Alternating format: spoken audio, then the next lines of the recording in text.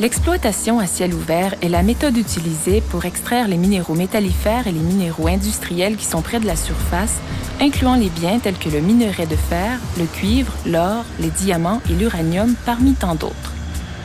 Le gisement est exploité progressivement de plus en plus creux selon une série de bancs reliés par des routes de transport qui permettent aux camions de halage d'accéder au minerai cassé et de le remonter à la surface pour qu'il soit traité.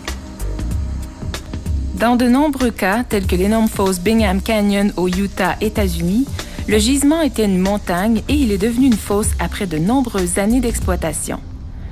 Avant d'avoir une mine à ciel ouvert, un programme approfondi de forage est entrepris pour déterminer l'étendue et la teneur du minerai. La conception de la fosse est basée sur des facteurs économiques, de génie minier, environnementaux et géologiques. Et l'un des facteurs parmi les plus importants est le volume de roches stériles qui doit être enlevé pour accéder au minerai de valeur. On parle du coefficient de recouvrement. Lorsque la conception de la fosse est complétée, la terre végétale et la roche stérile sont enlevées pour exposer le gisement. Il s'agit du décapage, un procédé qui peut prendre plusieurs années à être complété. La roche stérile décapée est placée en halde, située loin de la fosse. Lorsqu'une partie suffisante du gisement a été découverte, l'extraction du minerai peut débuter. Le minerai est extrait en une série de bancs à hauteur variable, de 2 à 15 mètres selon la stabilité du roc et le genre d'équipement minier utilisé. Avant d'exploiter un banc, il faut le dynamiter pour dégager le matériel. On utilise des appareils de forage de production pour forer un patron ordonné de trous verticaux dans le banc. Habituellement, des programmes distincts de forage sont effectués pour vérifier la teneur du minerai.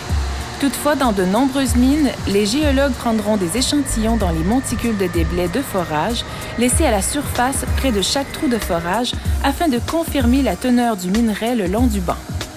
Les trous de forage sont ensuite remplis d'explosifs et reliés ensemble afin qu'ils sautent selon une séquence prédéterminée.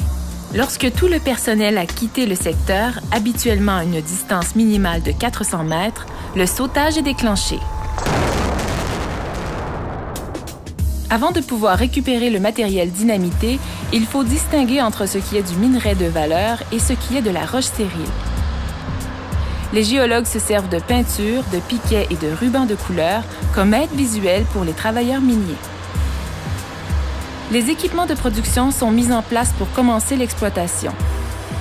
Selon les dimensions de l'exploitation, on se servira de petites chargeuses frontales avec pneus ou de grosses pelles électriques ou hydrauliques montées sur chenilles. Le matériel est transporté par des camions de halage. Il s'agit alors d'une exploitation par pelle et camion. Lorsque le camion a été pleinement chargé par la pelle, le camionneur est envoyé à un emplacement spécifique. Le minerai est généralement acheminé à un concasseur primaire ou à une halde pour être mélangé à d'autres minerais. La roche stérile est envoyée à des haldes de stériles. Lorsque le camion a déchargé son contenu, il retourne à la pelle pour être chargé de nouveau. Habituellement, plusieurs camions transportent le minerai d'une pelle unique. Le but est d'avoir un processus continu dans lequel les camions et la pelle ne s'attendent pas l'un l'autre. Finalement, lorsque tout le matériel dynamité a été retiré, des équipements tels que des excavatrices et des bouteurs arrivent pour nettoyer le secteur. Ils effectuent des activités telles que le raclage des murs de la fosse afin de ne laisser aucun matériel lâche qui pourrait constituer un danger.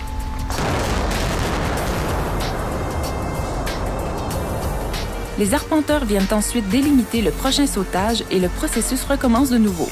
Par ce processus, le minerai est retiré par étapes successives jusqu'à ce que les limites de la fosse soient atteintes, soit qu'il n'est plus possible d'extraire le minerai en toute sécurité, ou soit que les coûts impliqués dans l'enlèvement de la roche stérile dépassent les profits obtenus à récupérer le minerai.